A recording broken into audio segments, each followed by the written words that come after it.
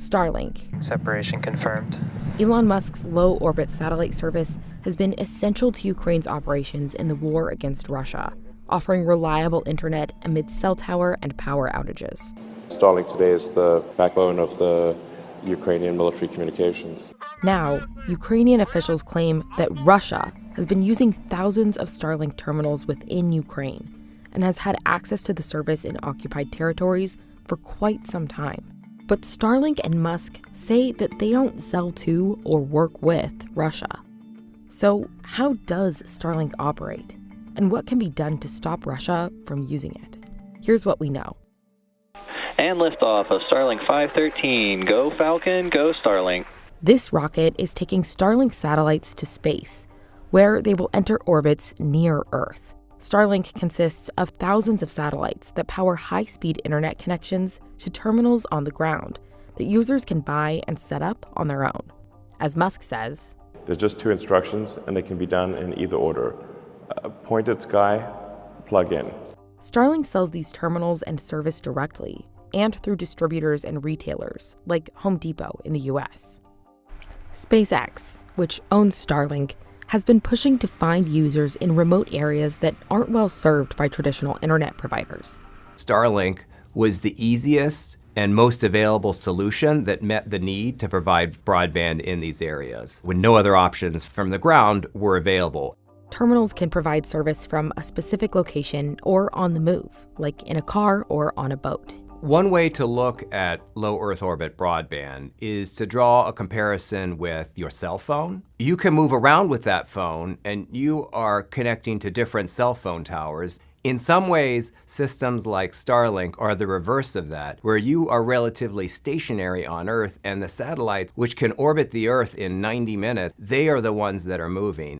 With around 5,400 satellites in orbit all around the Earth, Starlink says it works almost anywhere in the world. But that doesn't mean you can use the service anywhere in the world. It can't operate in countries where it isn't licensed. The ability of Starlink to do what we could call geofencing, which is limit service to certain geographical areas, is really important to how Starlink operates so that the systems are not offering service where they're not supposed to be offering service. Starlink says it does not operate or sell terminals in Russia. And the Kremlin said in a statement that Starlink is not authorized there. Это же не сертифицированная система у нас, соответственно, она не может сюда официально поставляться и не поставляется официально. But Ukraine says that Russia is acquiring terminals through private firms that buy them through intermediaries and delivering them to Russia via neighboring countries. Russian forces then operate them in occupied territories in Ukraine, officials say. Liftoff. So what can Starlink do to limit Russia's use of its service? Starlink has said that it takes steps to deactivate terminals if the company determines that they are being used by unauthorized parties. To keep track of its terminals, Starlink collects different pieces of information. It obtains some user data during the authentication process and can track the location of the terminal. According to the company's website, terminals sold through authorized sellers also have a unique ID in order to activate a connection. But even with that, pinpointing information about specific terminals in an area that's using a lot of terminals can be a challenge. Last year, the Ukrainian government said that there are about 42,000 terminals operating in the country.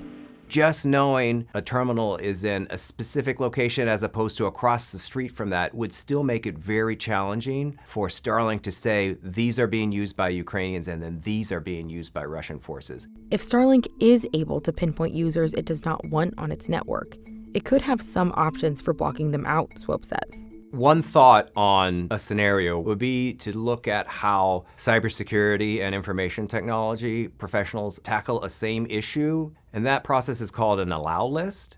So instead of trying to isolate who you don't want on your network, you identify who you do want on your network. And then only those on the allow list in that geographical area can use the Starlink service. But there are still a lot of unknowns. It isn't clear how SpaceX decides where in Ukraine to provide Starlink service and where to cut it off. The company has a contract with the Pentagon to provide service in the country, but officials haven't disclosed whether military planners instruct SpaceX about where they should target service.